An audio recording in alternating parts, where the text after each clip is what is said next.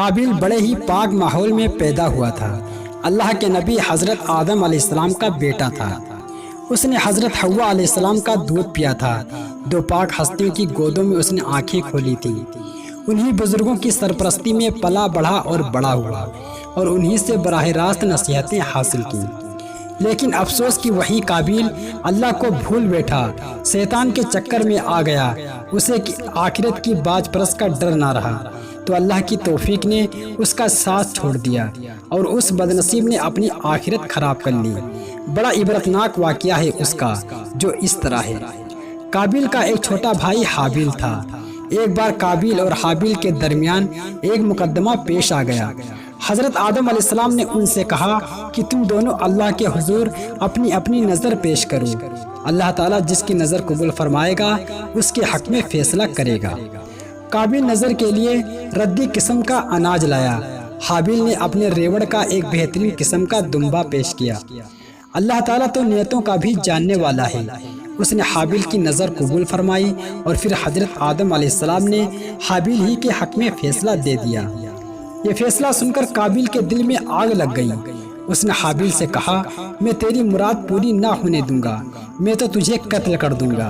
حابیل نے اسے سمجھایا، بھائی یہ فیصلہ خدا کی طرف سے ہوا ہے، اللہ تعالیٰ کا فیصلہ نہ مانا تو یہ کھلی نافرمانی ہوگی، اور اے میرے بھائی تو اللہ تو اس کی سنتا ہے جو اس کی نافرمانی سے ڈرے اور اسے خوش کرنے کے لیے اچھے کام کرے۔ اللہ نے اس کی نظر قبول کی جو حق پر تھا، اس میں غصہ کرنے کی کیا بات ہے؟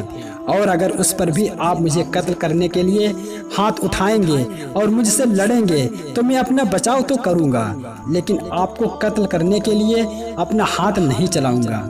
اگر اس پر بھی آپ کی سمجھ میں کچھ نہیں آتا تو آپ مجھ سے لڑ کر اپنا اور میرا دونوں کا گناہ اپنے سر لیں اور جہنم میں جائیں، جو ظالموں کی سزا کے لیے تیار کی گئی ہے۔ میں تو بہرحال اللہ سے ڈرتا ہوں، ساری دنیا کا مالک اور مولا ہے۔ قابیل کے دل میں غم و غصے کی آگ لگی ہوئی تھی۔ وہ حابیل کی نصیحت کو نہ مانا اور موقع پا کر اسے قتل کر دیا۔ قتل تو کر دیا لیکن حیران اور پریشان تھا کہ حابیل کی لاش کو کہاں چھپایا جائے۔ حضرت آدم علیہ السلام کی اولاد میں اس وقت تک کوئی موت نہیں ہوئی تھی، اس لیے کفن و دفن کا طریقہ کوئی جانتا نہ تھا۔ قابیل سوچ رہا تھا کیا کریں۔ اتنے میں اس نے ایک کوے کو زمین کریدتے دیکھا۔ اس نے دیکھا کہ کوے نے ایک گڑھا کھودا، پھر ایک مردہ کوے کی لاش اس میں چھپا دی۔